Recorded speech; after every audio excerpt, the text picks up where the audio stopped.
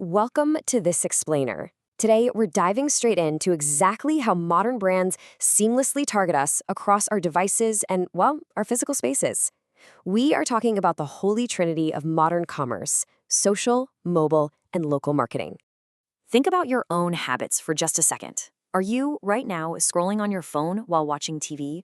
Or maybe you're working on a laptop with a tablet sitting right nearby. If that sounds familiar, you're living in the multi-screen reality, and it is completely reshaping how businesses reach you.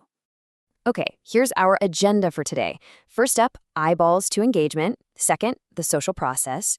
Third, the mobile ecosystem. Fourth, local marketing. And finally, number 5, the interconnected nexus. Let's get to it.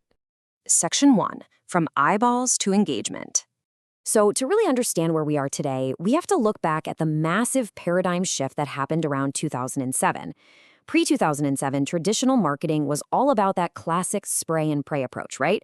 Counting eyeballs, tallying up unique visitors, blasting generic display ads everywhere. But post-2007, triggered mostly by the launch of the smartphone, modern marketing completely flipped the script. The goal is no longer just racking up random impressions. It's about building actual conversations and fostering deep, meaningful consumer engagement on mobile. It went from a system of broadcasting at you to talking with you. Section 2, the social marketing process. Now, building these digital relationships, it's not random.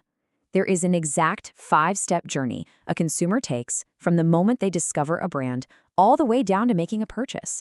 This is basically the blueprint for modern marketing. The crucial point here is that acquiring a fan, that's fan acquisition, is really just step 1.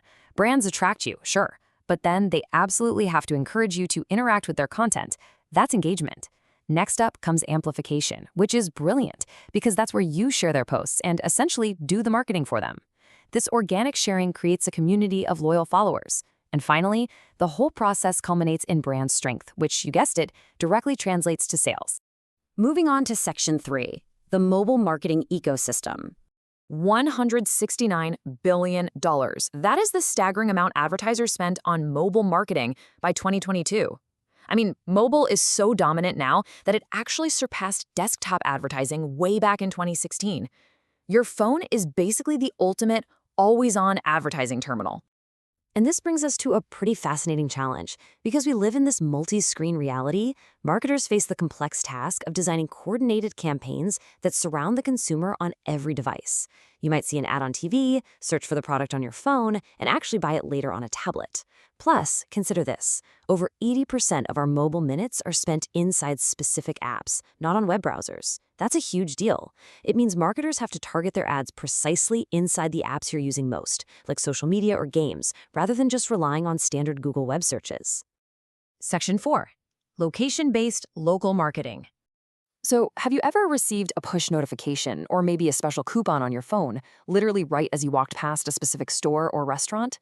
It feels a little like magic, right? Well, it's not. This happens because local marketing targets messages to your device based on its exact physical latitude and longitude.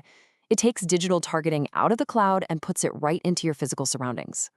There are 2 main ways brands pull this off, and it's vital to understand the difference. First, there's geo-aware marketing. This means a brand knows you're in a general area, like a specific city block, using your GPS or Wi-Fi. That lets them recommend nearby places to eat or shop.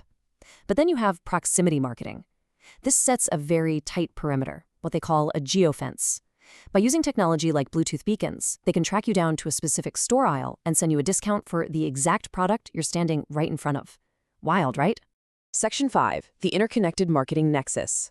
So, how did these 3 pillars, social, mobile, and local, actually combine? Well, they aren't isolated silos. They form this self-reinforcing nexus.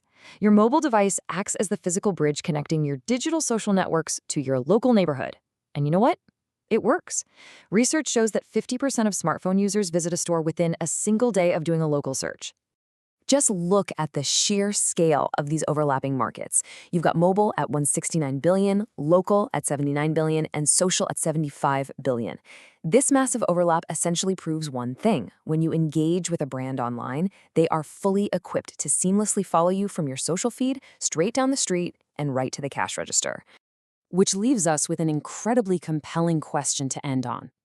As this interconnected triad follows you from the digital sphere into the physical world, who is really driving your purchasing decisions? Is it you, or is it the algorithm?